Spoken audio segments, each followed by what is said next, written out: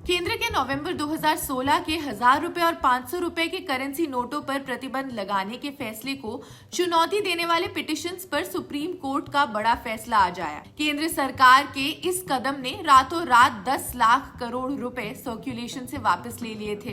क्या है वो 10 बड़ी बातें सरकार के इस फैसले से जुड़ी हुई, आइए जानते हैं। तर्क दिया गया कि ये सरकार का एक सोचा समझा हुआ निर्णय नहीं था और अदालत द्वारा इसे रद्द कर दिया जाना चाहिए। सरकार ने तर्क दिया है कि जब कोई ठोस राहत नहीं दी जा सकती है तो अदालत किसी मामले का फैसला नहीं कर सकती है। केंद्र ने कहा ये घड़ी को पीछे करने जैसा होगा। जस्टिस एस ए नजीर की अध्यक्षता वाली 5 जज कॉन्स्टिट्यूशन बेंच ने अपने विंटर ब्रेक से पहले दलीलें सुनी और 7 दिसंबर को फैसले को स्थगित कर दिया। बेंच के दूसरे सदस्य justice B R Gavai, B V Nagarathna, A S Bopanna और वी रामसुब्रमण्यम हैं। पता चला है कि जस्टिस बी आर गवई और जस्टिस बी वी नागरत्न ने 2 अलग अलग फैसले लिखे हैं। केंद्र ने कहा कि नोटबंदी एक सुविचारित निर्णय था और नकली धन, आतंकवाद के वित्त पोषण, काले धन और कर चोरी के खतरे से निपटने के लिए एक बड़ी रणनीति का हिस्सा था।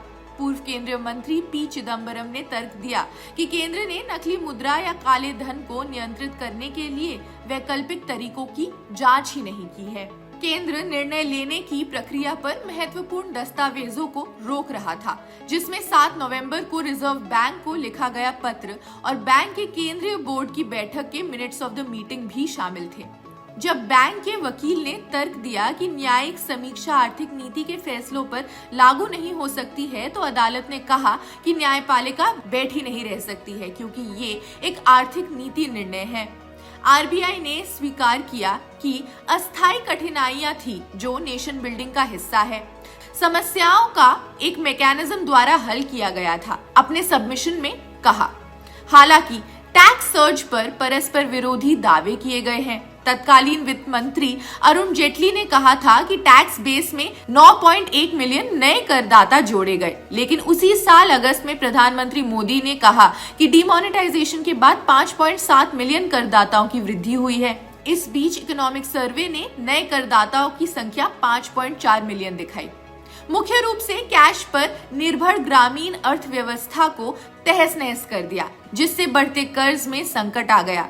कृषि क्षेत्र जो सुधारों और निवेश में पीछे है, नकदी की कमी, गिरती मांग और गिरती कीमतों के कारण बदतर हो गया। आलू, प्याज और टमाटर की कीमतें 2016 जनवरी-फरवरी की तुलना में आधी थी। परिणाम मध्य प्रदेश, महाराष्ट्र, गुजरात, तमिलनाडु और राजस्थान जैसे राज्यों में एग्रीकल्चरल अनरेस्ट देखे गए। इसका असर दूसरे सेक्टरों पर भी पड़ा। इंडिया डेवलपमेंट फाउंडेशन के एक सर्वे में पाया गया कि डिमोनेटाइजेशन के बाद 2 महीनों में रोजगार, मजदूरी और नौकरी के नुकसान में गिरावट के साथ उत्पादन में भी प्रभाव देखे गए। मुंबई में 50% से ज्यादा पावर लूम यूनिट्स बंद हो गए, जिससे लगभग 300,000 कर्मचारियां प्रभावित हुए। 2017 के पहले 4 महीनों में लगभग 1.5 मिलियन नौकरियां भी चली गई। खैर, इस वीडियो में इतना ही। आप कमेंट्स हमें कमेंट सेक्शन में जरूर बताएं। बाकी देश दुनिया की बड़ी खबरों के लिए जुड़े रहिए जनसत्ता के साथ।